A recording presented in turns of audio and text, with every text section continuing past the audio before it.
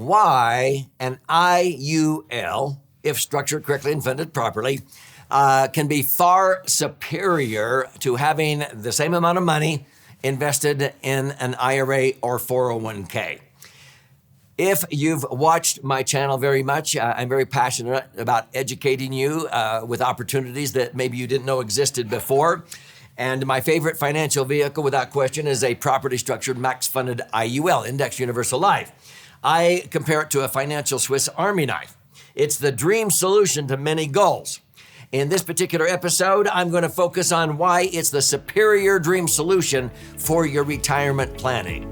Get ready, you're going to be blown away.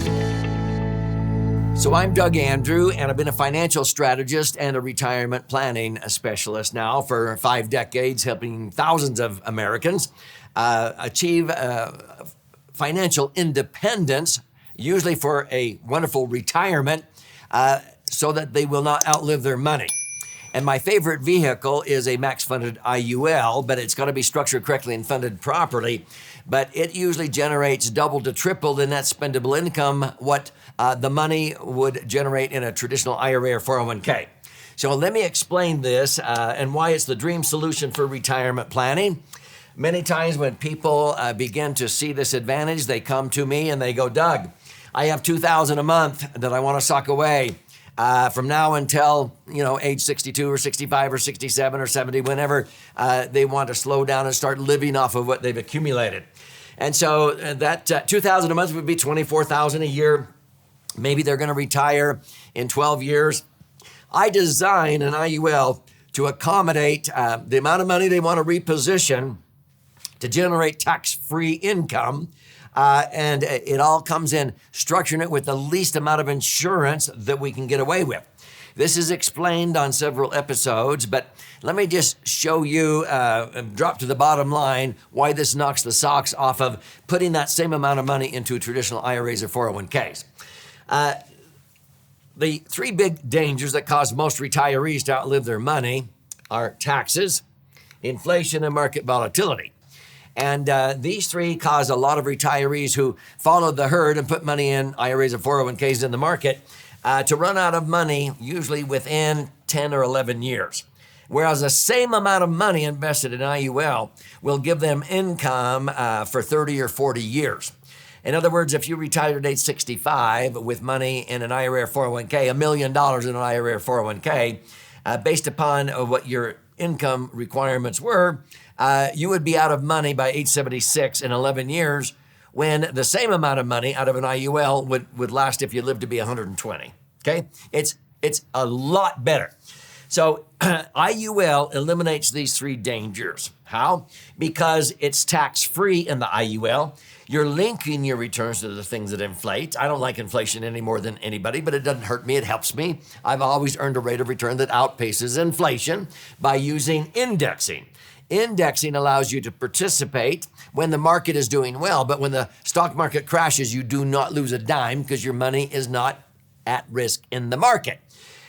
The key elements of a prudent investment are, number 1, liquidity, the ability to access your money when you need it. Number 2 is safety, not only of the institution, but safety of your principal. Whenever I sock away money, I don't want to lose what I sock away, but in a year that I make money, I want that to become newly protected principal, so I will not lose in future years the money I made in previous years.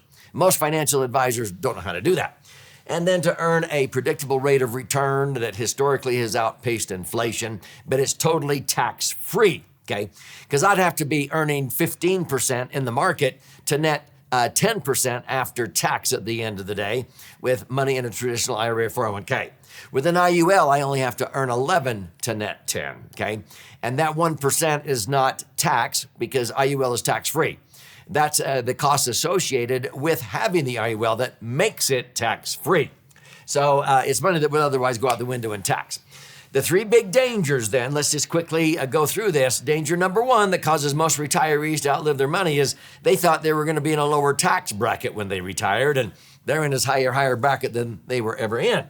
And so we constantly see that it's like open season with the IRS, and these poor taxpayers that are retirees are like an ostrich with his head in the sand, and it's open season with the IRS because when they need tax revenue, where do they go?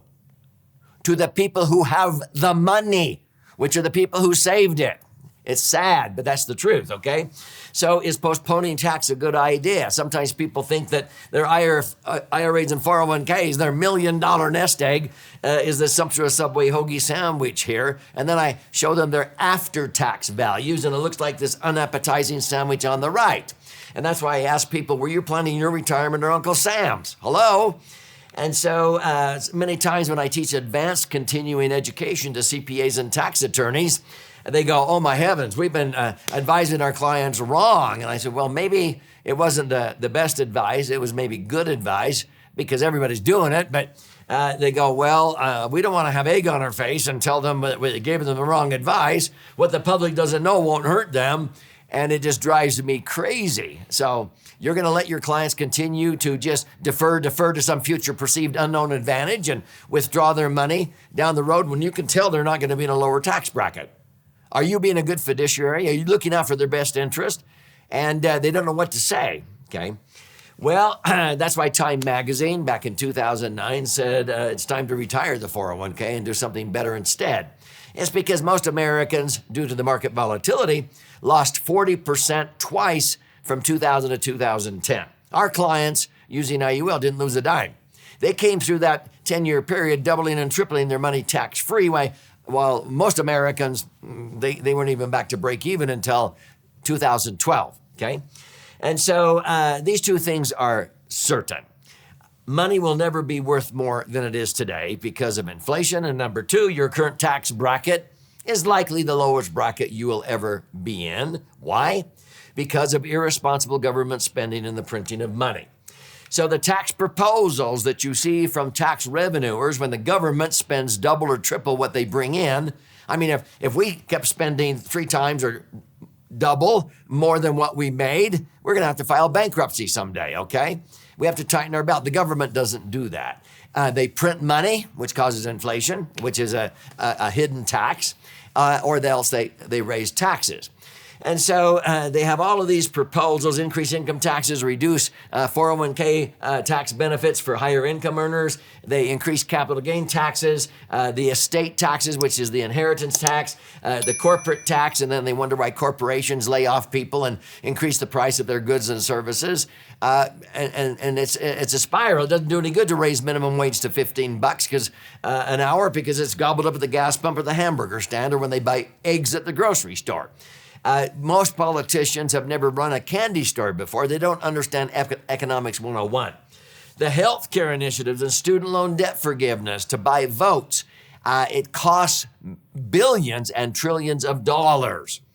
And so instead of tax-deferred plans, tax-deductible IRAs or 401ks, when you're doing that, you're just increasing taxes. You're just delaying the inevitable. You're actually deferring, which is also synonymous with procrastinating. When has procrastinating anything turned out good, okay? I prefer to accumulate my money totally tax-free in a properly structured IUL. And so I often use the metaphor, if you're a farmer and you have the choice of buying your seed in the springtime and you didn't have to pay tax on the price of the seed, but you plant it, you cultivate it, you irrigate it, and then later in the fall when you harvest your crops after working hard, now you agree to pay tax on what you sell your harvest for. That's a traditional IRA or 401k. If you think taxes are going to be higher in the future, like most Americans do, it would be far better to pay tax on the price of the seed money, and enjoy the harvest without tax. Now, an IRA or 401k that's a Roth is a step in the right direction, but I've never owned any Roth or traditional IRA or 401k because a max-funded IUL has the 2 benefits Roths have and 4 additional benefits that Roths will never have. And you can check out my episodes on this channel that explain why IUL is better than a Roth, okay? But when we look at the 4 phases of retirement planning, the contribution phase, where we're contributing money, it overlaps the accumulation. Hopefully it's growing with interest and dividends or whatever. And then the day you're going to start taking distributions or withdrawals, okay? And then the transfer phase, that whenever you pass away, you usually leave behind something that would have sustained you had you lived longer. If you leave it in an IRA or 401k, it's one of the worst places to leave your money, okay? Most Americans have their money in the worst, and that's tax-deferred investments. You get taxed. It's after-tax dollars that you're investing. It's taxed every year on your interest or dividends. The gains are taxed every single year, and it's taxed when you transfer, potentially with estate tax and even income tax, okay? If you take after-tax money and put into a tax-deferred annuity, but then you start taking money out of that annuity, now you have to pay tax. You only get one green circle out of 4. Traditional IRAs or 401ks, you get 2 green circles. You get tax-favored contributions, tax-favored accumulation, but then you pay tax on the back end during your harvest, and most people are not in lower tax brackets. So the 2 red circles here will end up causing most retirees to outlive their money. And so people say, well, I would just rather pay the tax on the seed money and put it into a Roth. Well, Roths will accumulate it tax-free. You can access it tax-free, but when you die with money in a Roth, you just leave behind what's in there. In an IUL, you leave behind, whatever you leave behind blossoms. It increases in value. For example, if I died in an accident tomorrow, every million I might have in my max-funded IUL would blossom to double that, 2 million, and transfer tax-free. Roths don't do that. And why would I leave behind $1 million in a Roth if I could leave behind $2 million in an IUL? And people say, well, how much does that cost? Well, nothing's free, but it doesn't cost me anything. It's being paid for with a minuscule portion of money that you would pay out in taxes and fees if you followed the herd and put money in IRAs or 401ks or Roths, okay? But I like to have my cake and eat it too. And so if you watch my episodes on this channel or read the book that I want to gift you at the end of this episode, you'll understand how you can have actually 4 green circles. But 3 green circles will give you 50 to 100% more income than 2 green circles in a traditional IRA or 401k. Mathematically speaking, $1 doubling every period for 20 periods will grow to $1 million if it's tax-free or tax-deferred. If it's taxed as earned, you'll only end up with $72,000 in a 25% tax bracket. In a 33% bracket, you'll only end up with $27,000. And that's the way most Americans save. But this is why a lot of times people make the mistake of choosing investments for long-term goals like retirement based upon which investment grows to the most. Well, look, my IRA or 401k grew to $1 million tax deferred. This is assuming a 10% rate of return, or let's say your money doubles every period, and 10%, it would double every 7.2 years. But let's look at the same amount of money in an IUL. Yeah, you don't analyze it based upon which ones grow to the most. You look at which ones generate the most at the time in life you're going to need the money the most. Let's go to the back 9 of an 18-hole golf game of life, your retirement, okay? Let's say you need a net of $100,000 of income to buy gas, groceries, prescriptions, and golf green fees. Well, in a 33% tax bracket, you have to pull out 50% more money. People go, I don't understand that, okay? If you had $1 million nest egg and it was earning 10%, you theoretically ought to be able to pull out $100,000 without depleting principal, but you pull out $100,000 out of an IRA or 401k, you're going to pay $33,000 every year in tax. You're only going to net $67,000 to buy gas and groceries. Maybe because of inflation, you need $100,000 net because it's only buying what $50,000 bought 7 years earlier because of inflation. So you have to pull out $150,000 out of an IRA or 401k, pay tax of 1/3. What's 1/3 of 150? $50,000 to net $100,000. Your money will be gone, drained dry in 11 years at age 76. The same million in an IUL, you pull out 100,000, you net 100,000 because it's tax-free. At the end of 11 years, you still have your million and it's staying ahead of inflation. Now, a baby boomer couple, between a husband and wife, one of you will probably make it to age 96. Did you know that? That's another 20 years of 100,000 of income. That's 2 million, and you still have your million. That's a $3 million better retirement strategy than the same amount of money at the beginning of retirement in an IRA or 401k, and you, after 11 years, were relying on Social Security, charity, welfare, or your children for support. How would you like to have a $3 million better retirement strategy? Yeah, same money, okay, same rate of return. That's the benefit of an IUL. There's only 3 types of income subject to income tax since 1986 tax reform. Earned income, passive income, or portfolio income. Money out of an IUL is not deemed any one of those 3. It's tax-free, and it's been that way for over 108 years in the Internal Revenue Code. Check out other episodes on this channel to understand why it's tax-free. But the second danger is inflation, okay? Now, the fact of the matter is, back in the 1970s and 80s, Jimmy Carter, and I started in this profession in 1974, and when inflation got to be double-digit, 10% and higher, the federal government decided they could not afford to pay Social Security recipients the real cost of living increase. They changed the way that they report inflation, the Consumer Price Index, the CPI. And so from 1981 until 2021, this is what the government reported inflation was down here in the red. The blue was the actual cost of inflation, the real rate of inflation, because they're reporting it way low. Usually the real rate of inflation is at least 2.5 to 3 times higher. From 2005 to 2021, this is what the government reported. This is the actual rate of inflation. So you want to protect yourself from the negative impact of taxes, inflation, market volatility, economic uncertainty. That's TIME, the acronym TIME. You do that by using liquid assets safely earning returns. That's laser, and that's why my favorite vehicle is deemed a laser fund. But at 7.2% rate of return, okay, you divide that into the rule of 72, you could start out with $125,000. And it will double every 10 years to $250,000, $500,000 to $1 million. Now, many people have earned 7.2%. That's the lowest rate of return I've ever earned on IUL, even during the worst decade, 2000 to 2010. So if you had $1 million nest egg in IRAs or 401ks, and if you were earning 7.2%, which is about the average for most people, what they think they can earn, you pull out $72,000 a year because you don't want to deplete your nest egg. You pay $24,000 in tax, you net $48,000 to buy gas and groceries. That's $4,000 a month. Maybe you tighten your belt and you think you can get by. Well, yeah, let's say inflation averages 5%, and it's been way higher than that recently.